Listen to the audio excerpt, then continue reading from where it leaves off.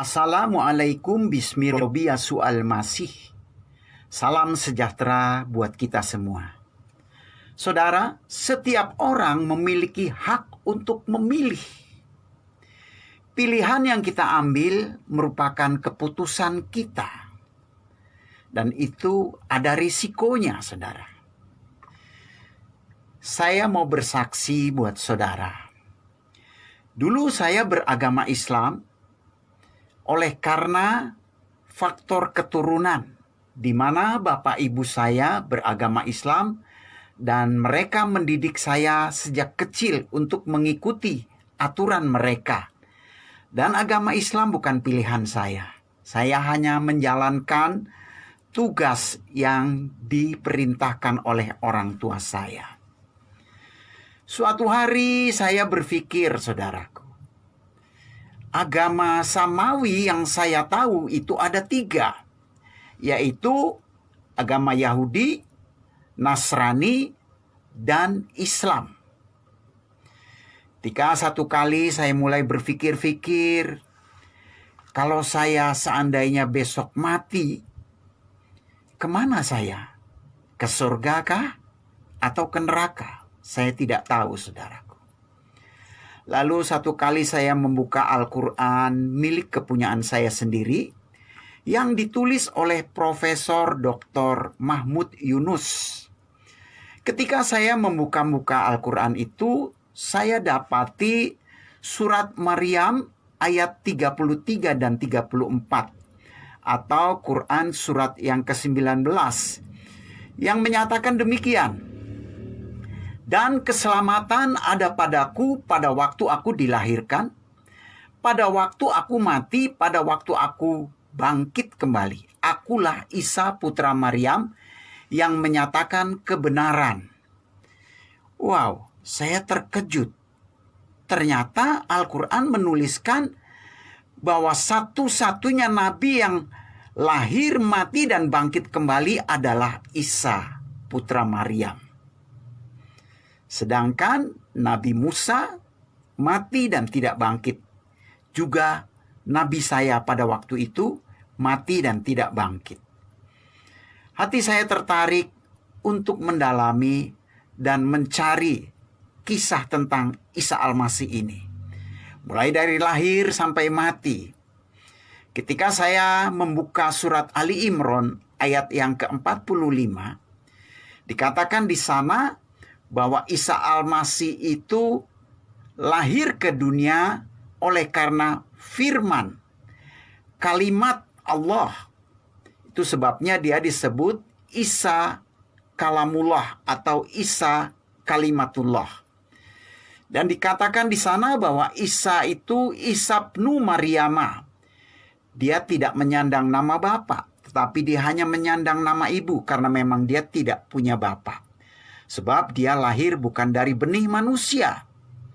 Yang lebih menarik lagi di sana dikatakan Isa itu wajihan fi dunya wal akhirat wa minal mukarrabin.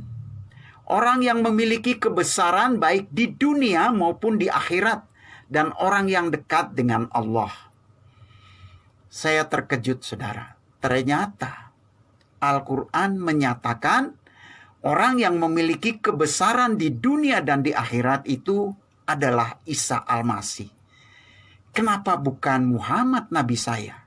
Kenapa juga bukan Musa? Wow, ini semakin menarik hati saya, saudaraku. Akhirnya saya membuka surat Ali Imran 55. Dikatakan di sana bahwa Isa itu diwafatkan oleh Allah dan Isa diangkat oleh Allah, disucikan dari orang kafir. Statusnya dia sekarang bersama dengan Allah dan Allah itu ada di sorga. Bahkan dikatakan bahwa pengikut Isa itu adalah orang yang dimuliakan di atas orang kafir. Saya semakin tertarik. Isa sebagai nabi ini pasti punya mujizat. Yang saya tahu waktu saya nonton film The Ten Commandments, itu Musa punya mujizat lewat tongkat yang ada padanya. Ia dapat membelah laut, ia dapat menjadikan tongkat menjadi ular. Nah, saudaraku, sementara saya cari, Isa ini dikatakan orang yang diberi mujizat juga, punya mujizat. Orang mati dibangkitkan, orang buta dicelikkan, bahkan orang sakit sopak atau kusta ditahirkan kembali. Terus saya telusuri dan saya menjumpai surat Az-Zukhruf ayat 61 yang mengatakan Isa memberitahukan tentang hari kiamat. Berarti kalau dia memberitahukan tentang hari kiamat, dialah yang tahu hari kiamat. Wow, kenapa bukan nabi yang lain? Kok cuma Isa yang istimewa? Semakin saya cari, semakin tertarik, saudaraku.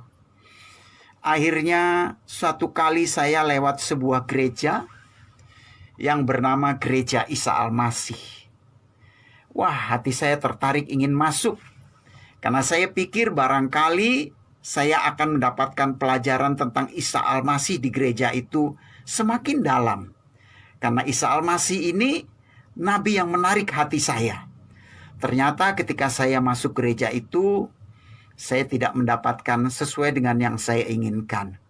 Tetapi dari gereja itu saya mulai meminjam Alkitab. Ketika saya bertanya kepada orang yang meminjamkan Alkitab itu, saya tanya sama dia, "Pak, saya harus mulai membaca Alkitab ini mulai dari mana?" Dia berkata, "Coba mulai dari kitab Yohanes." Saudara, ketika saya mencari kitab Yohanes, saya baca. Dalam Yohanes 1 ayat 1 dikatakan demikian. Pada mulanya adalah firman, firman itu bersama-sama dengan Allah, dan firman itu adalah Allah. Wow, pantasan Isa ini disebut Isa Kalimatullah atau Isa Kalamullah karena dia berasal dari firman. Selanjutnya saya baca sampai kepada ayat yang ke-14 dikatakan, firman itu telah menjadi manusia dan tinggal di antara kita, penuh dengan kasih karunia. Saya sangat tertarik, saudara. Saya mulai terus membaca Injil Yohanes. Dan saya dapati di dalam Yohanes pasal 12 ayat 45. Isa berkata, "Barang siapa melihat aku, ia telah melihat Dia yang mengutus aku. Barang siapa melihat aku, ia telah melihat Allah." Luar biasa. Terus saya baca sampai beranjak kepada Yohanes 14 ayat 6. Isa berkata, "Akulah jalan dan kebenaran dan hidup. Tidak ada seorang pun dapat datang kepada Bapa kecuali melalui aku." Siapa yang dimaksud dengan Bapa? Bapa itu adalah Allahnya sendiri. Dan dia memanggil Allah dengan panggilan Bapa karena dia orang yang dekat dengan Allah. Singkat kata, saya mengambil keputusan untuk menerima Isa sebagai junjungan saya, sebagai pemimpin saya, kemanapun saya berada. Tapi memang ada risiko. Risikonya adalah keluarga saya tidak senang dengan saya, termasuk bapak saya dan orang tua saya. Tidak mengapa, itulah risiko yang harus saya terima. Karena Isa juga berkata, "Kamu akan dibenci banyak orang karena namaku tanpa alasan." Tidak ada alasannya. Kenapa, saudara?